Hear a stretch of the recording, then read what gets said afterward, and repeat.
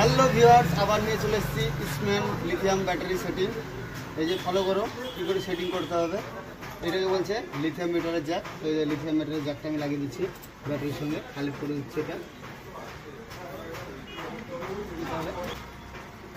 আমার যে ওয়ারটা যাচ্ছে এটা সামনে মিটার লিথিয়াম মিটারে সেটিং হবে নাট বোল্টের সাহায্যে।